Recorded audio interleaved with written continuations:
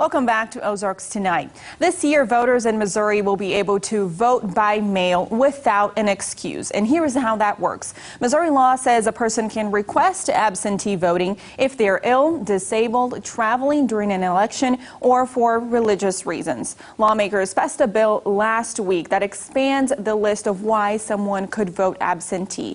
And this is due to the coronavirus pandemic. So now the list also includes if someone tested positive for the virus or is at risk, is 65 years old, lives in a long-term care facility, is immunocompromised, or have lung, heart, liver, or kidney disease.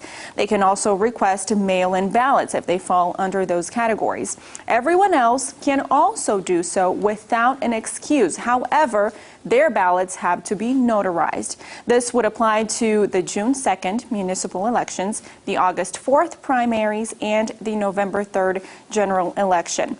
It took Missouri some time to get this bill through. Most of all other states have made some changes to their mail-in voting, except for 4.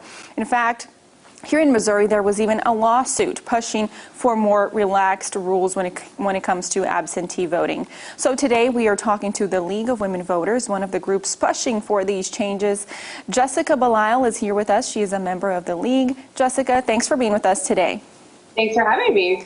So Jessica, I understand you have been involved with voter education issues for a few years now, including volunteering for the League. You've also been involved with other efforts on the MSU campus and a March for Our Lives event. In fact, I saw a photo of you from a couple of years ago, among other things. So tell me a little bit about your background with voter issues and why you got involved with these efforts.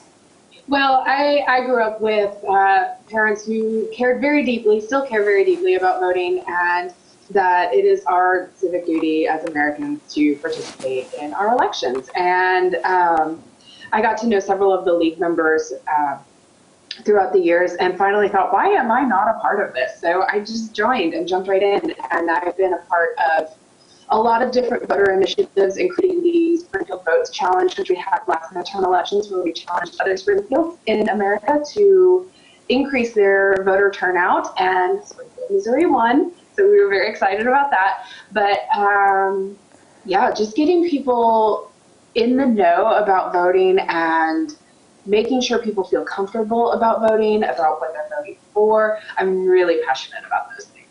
So speaking of making people feel comfortable about voting, I know the League has said shelter in place and the pandemic is a valid reason for absentee voting for everyone. What is your reaction and the League's reaction to this bill relaxing the rules for absentee voting? Well, it's a start, but it's not good enough.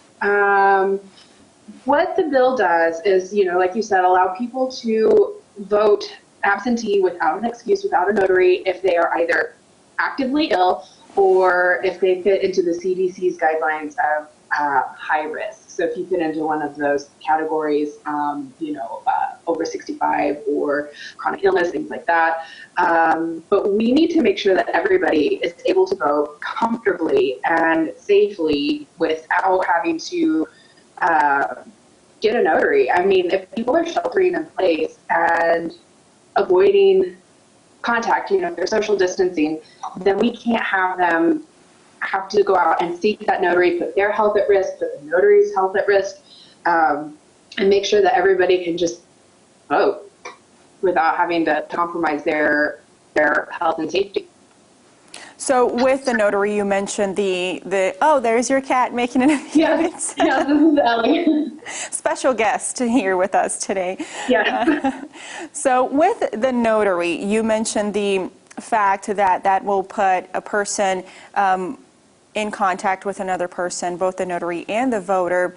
Do you think that is also just adding another layer of just making things more difficult for people to vote? Absolutely. Yeah. I mean, if you take the average person and say, if you want to vote absentee, but you have to go out and get a notary, first of all, they have to find a notary, find out where one is. They've got to, get out and go there. A lot of people don't have transportation to get there. It is free to have a ballot notarized absentee. You don't have to have a fee associated with that, but it's just that finding one, getting there is a huge deterrent for a lot of voters.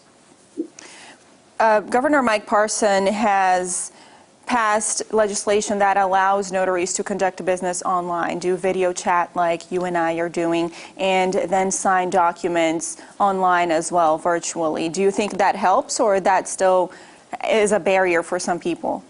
I think that helps a little bit, but it is still a barrier because, what if you don't have internet access?